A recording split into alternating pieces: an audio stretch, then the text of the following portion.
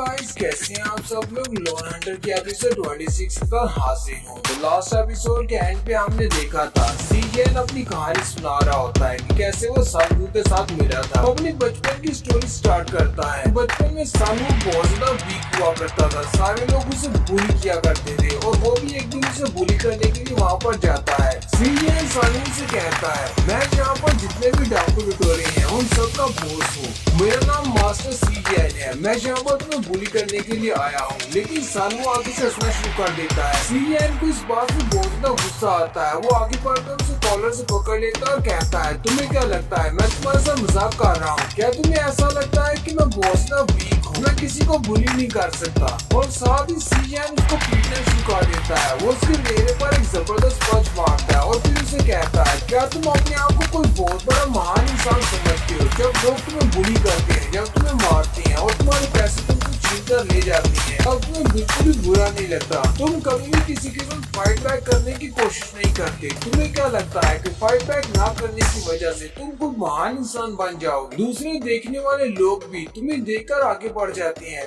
वो कहते हैं कि तुम उल्टी फाइट बैक नहीं करना चाहते, तो हम लोग तुम्हारी हेल्प क्यों करें? सीजन उसे गले से पकड़ लेता और कहता है, मुझे नहीं लगता कि तुम मेरी बात को सुनने वाले हो, चलो जल्दी से अपने सारे पैसे निकालो, मुझे यहाँ से जाना भी है। सानू उसकी सारी बातें सुनने के बाद उसका हाथ पकड़ लेता है और उसे गाली देते हुए कहता है, तुम सब लोग बहुत बड़े कमीने हो, तुम सब लोग मुझे बुली करने के लिए आते हो। सीजन उसकी बात सुनकर बहुत ज्यादा हैरान हो जाता है, आखिर इस लड़के में इतनी ज्यादा हिम्मत कहाँ से आ गई। सानू सीजन के हाथ पर काट लेता है और फिर साथ ही उसके शर्ट को पकड़ते हुए उसे अपनी तरफ खींच कर लाता है और अपने सर को उसके सर के साथ टकराता है और फिर वो दोनों वहीं पर लड़ना शुरू कर देते हैं। एक दूसरे को बहुत सारे पंचेस मारते हैं और बार बार अपने सर को टकराते हैं। थोड़ी देर फाइट करने के बाद वो दोनों ही बहुत ज्यादा थक जाते हैं। सीजन उसे कहता है, तुम तो फाइटिंग में बहुत ज्यादा अच्छे हो। सानू उसे कहता है, अच्छा ठीक है, चलो फिर से फाइटिंग स्टार्ट करते हैं। सीजन कहता है, नहीं, मैं बहुत ज्यादा थक चुका हूँ, अभी के लिए मैं जा रहा हूँ, हम लोग यहीं पर अपनी फाइटिंग को खत्म करते हैं। सीजन अपनी लकड़ी की तलवार को उठाता है और उसे सानू को देते हुए कहता है, तुम इस लकड़ी की तलवार को अपने पास रख सकते हो, मैंने इस तलवार को अपने हाथों से बनाया है, लेकिन अब ये लकड़ी की तलवार मैं तुम्हें दे रहा हूँ। सीजन उसे कहता है, मैंने किसी से सुना था कि फाइटिंग से हम लोग दोस्त बना सकते हैं, तुम दोनों ने फाइट की तो इसका मतलब अब हम दोनों दोस्त हैं। और साथ ही सीजन उसे उस तलवार को चलाना भी सिखाता है और उसे ड्रैग स्वॉर्ड आर्ट के बारे में बताता है, अपनी होली स्लैश को। सानू उसके हाथ से वो तलवार ले लेता है और कहता है, तुमने अपने स्पेशल मूव का नाम होली स्लैश क्यों रखा है? ये तो बहुत ज्यादा एम्बैरेसिंग है। फिर वो दोनों ही हंसना शुरू कर देते हैं। सीजन उसे कहता है,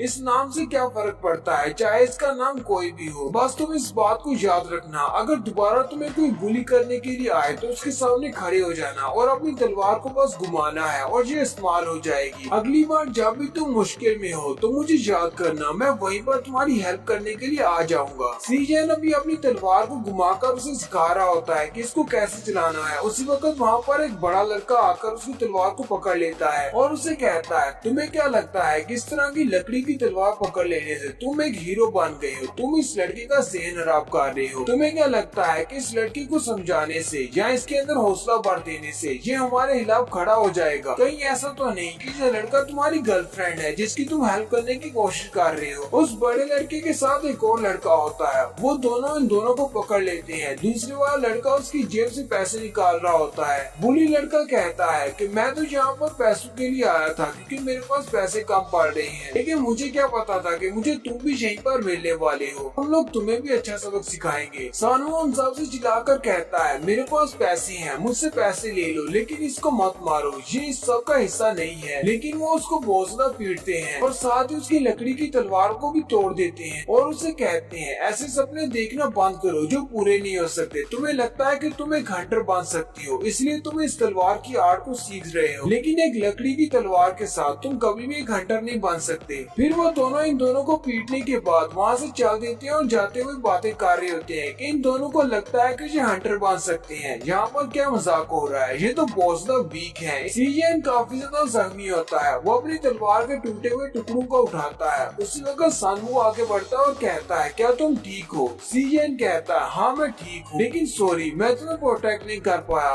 और वो अपनी तलवार के टूटे हुए टुकड़ों को वहीं पर फेंक कर वहाँ से चला जाता है। अगले दिन स्कूल का सीन दिखाया जाता जाता है जहाँ पर सीजन पढ़ता है। वहीं पर सीजन अपनी क्लास में बैठा होता है तो सारे बच्चे खिड़की में खड़े हो जाते हैं और कहते हैं बाहर देखो बाहर क्या हो रहा है। हमारी साथ वाली क्लास का एक लड़का एक हाई स्कूल के लड़के के साथ फाइट करने की कोशिश कर रहा है। लगता है कि वो लड़का पागल हो गया है, वो तो उससे बहुत ज्यादा मार खाएगा। एक लड़का कहता है मुझे पता है इस लड़के का नाम, इस लड़के का नाम सनवू है। ये तो हमेशा इन सब से बुली होता है और हमेशा इन सब से मार खाता है, इसमें इतनी ज्यादा हिम्मत कहाँ से आ गई। सीरियन उनकी बातों को सुनकर इग्नोर कर देता है, लेकिन उनमें से एक कहता है जरा उसके हाथ में तो देखो। उसके हाथ में एक लकड़ी की टूटी हुई तलवार है जिसके ऊपर उसने बहुत सारी पट्टियां लपेटी हुई हैं। एक लड़की कहती है ये तो किसी किस्म की कोई तलवार नहीं लगती, मुझे लगता है कि उसने किसी कचरे के डब्बे से लकड़ी के टुकड़ों को उठाकर जोड़ा हुआ है। हाई स्कूल वाला लड़का उसे कहता है मुझे समझ नहीं आती कि तुम अपनी इस लकड़ी की टूटी हुई तलवार के साथ क्या कर लोगे, तुम मेरे सामने इस तरह आकर क्यों खड़े हो गए हो। मुझे तुम्हारी और उस दूसरे लड़के की समझ नहीं आ रही, तुम दोनों को मुझसे मार खाने का शौक है। हाई स्कूल लड़का उसे कहता है जरा अपनी टांगों की तरफ तो देखो, तुम्हारी टांगे किस तरह कांप रही हैं, फिर भी तुम मेरे सामने खड़े हो। सानू उसे कहता है अपनी बकवास बंद करो, मैं यहाँ पर सीजन का बदला लेने के लिए आया हूँ। कल तुमने सीजन को बहुत ज्यादा पीटा था, साथ ही उसकी तलवार को भी तोड़ा था और साथ ही वो ड्रैग स्वर्ड आर्ट की टेक्निक को यूज करते हुए वही सेम टेक्निक जिसका नाम होली स्लैश है,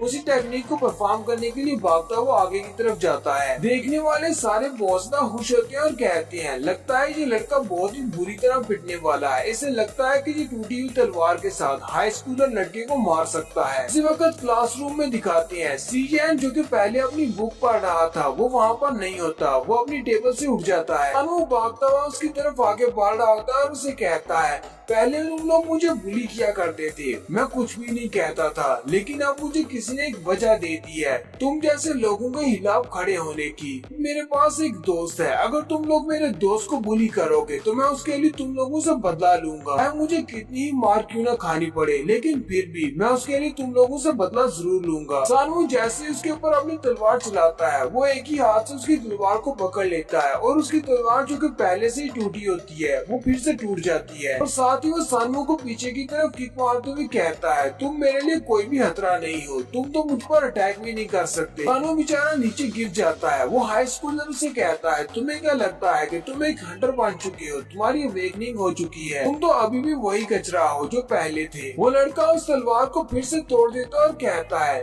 ये तलवार मुझे बहुत ज्यादा परेशान कर रही है, मुझे इसे देखकर बहुत ज्यादा गुस्सा आ रहा है। वो उसको तोड़ने के बाद नीचे फेंक देता है और उसके ऊपर पाँव मारते हुए उसको छोटे छोटे पीसेस में तोड़ देता है और सानू से कहता है चलो फिर देखते हैं अब तुम इस तलवार को कैसे जोड़ोगे। फिर वो हाई स्कूलर आगे बढ़ता है और सानू से कहता है लगता है कि तुम्हारी जिंदा रहने की ख्वाहिश खत्म हो गई है। सानू चिल्लाकर उसे कहता है यहाँ पर सिर्फ तुम ही एक कचरा हो जिसे पता है कि वीक लोगों को कैसे बुली करना है, हमारे जैसे कचरे की जगह सिर्फ डस्टबिन में है। हाई स्कूलर उसकी बात सुनने के बाद बहुत ज्यादा गुस्सा होता है और अपनी पाँव ऊपर की तरफ उठाकर उसे किक मारने लगता है, लेकिन जैसे ही वो उसे किक मारने लगता है वहीं पर सीजन भागता हुआ आता है और ऊपर की तरफ जंप करते हुए उसके चेहरे पर एक जबरदस्त किक मारता है जिसकी वजह से उसके मुंह से ब्लड निकलना शुरू हो जाता है और वो हाई स्कूलर नीचे गिर जाता है। सीजन वहाँ पर आने के बाद उसे कहता है सानू तुम यहाँ पर क्या कर रहे हो, तुम्हें क्या लगा था कि तुम अकेले इसको हरा सकते हो, कहीं तुम पागल तो नहीं हो गए। हाई स्कूलर फिर से उठकर खड़ा हो जाता है और कहता है सुरख बालों वाले लड़के तुम फिर से आ गए, पता है कि कल वाली मार तुम भूल चुके हो, चलो फिर ठीक है आज मैं तुम दोनों को इकट्ठे सजा दूंगा। और वो बड़ी स्पीड के साथ आगे बढ़ता है और सीजन के चेहरे पर एक जबरदस्त पंच मारता है जिससे सीजन नीचे की तरफ गिर जाता है। सीजन के नीचे गिरने के बाद वो लड़का आगे बढ़ता है और उसे सर से पकड़ने के बाद उसके सर को जमीन पर पटक कर दे मारता है जिससे बहुत ज्यादा ब्लड निकलना शुरू हो जाता है और साथ ही वो हाई स्कूलर उसके सर पर अपना पाँव रख लेता है और उसे कहता है क्या अब तुम सरेंडर करना चाहते हो या नहीं, या तुम्हें अभी मुझसे फाइट बैक करना है। सीजन सरेंडर करने की बजाय उसे माँ की गाली देता है जिसकी वजह से वो हाई स्कूलर बहुत ज्यादा गुस्सा हो जाता है और वो अपना पाँव उठाकर उसे किक मारने लगता है और कहता है तुम्हारी जुबान बहुत ज्यादा चलती है, लगता है कि तुम आज मेरे हाथों से मरने वाले हो। लेकिन जैसे वो उसे किक मारने लगता है सानू आगे बढ़ता है और उसकी टांगों के दरमियान में एक जबरदस्त किक मारता है और उसके अंडे फोड़ देता है। जैसे उस हाई स्कूलर को किक लगती है वो चिल्लाना शुरू कर देता है। उसी वक्त सीजन फिर से उठता है और उसके चेहरे पर एक जबरदस्त पंच मारता है जिससे वो लड़का नीचे गिर जाता है। इस बार सीजन उसके चेहरे पर एक जबरदस्त गुस्सा मारता है जिसकी वजह से उसके मुंह से ब्लड निकलना शुरू हो जाता है। वो लड़का नीचे गिरने के बाद बेहोश हो जाता है। सानवो उसकी टूटी हुई तलवार को फिर से उठा लेता है और कहता है, मुझे माफ कर दो, मैंने तुम्हारी टूटी हुई तलवार को फिर से जोड़ दिया था, लेकिन इस लड़के ने तुम्हारी तलवार को फिर से तोड़ दिया है। सीजन उसे कहता है, माफी तो मुझे तुमसे मांगनी चाहिए, मैंने अपनी तलवार को वहाँ पर फेंक दिया और वहाँ से चला आया। मैं तुमसे वादा करता हूँ मैं अपनी जिंदगी में कभी भी अपनी तलवार को नहीं छोड़ूंगा, हमेशा उसे पकड़ कर रखूंगा। और मैं तुमसे ये भी वादा करता हूँ कि मैं एक दिन जरूर हंटर बनूंगा और हंटर बनने के बाद मैं अपना एक गिल्ड बनाऊंगा। सानवो उसे कहता है, तो फिर ठीक है, मैं भी फ्यूचर में क्रिएटर बनूंगा। तुम अपने वेपन्स को तोड़ दोगे, मैं तुम्हें तुम्हारे नए वेपन्स बना कर दूंगा या फिर उन्हें जोड़ कर दे दूंगा। वो दोनों अपने पंचेस को टकराते हैं और कहते हैं, चलो फिर ये सेटल हुआ, हम दोनों का एक ही सपना है, हम दोनों एक गिल्ड बनाएंगे, तुम मेरे वाइस प्रेसिडेंट बनोगे, मैं अपने गिल्ड का प्रेसिडेंट बनूंगा। फिर हमारी स्टोरी फिर से प्रेजेंट में आ जाती है।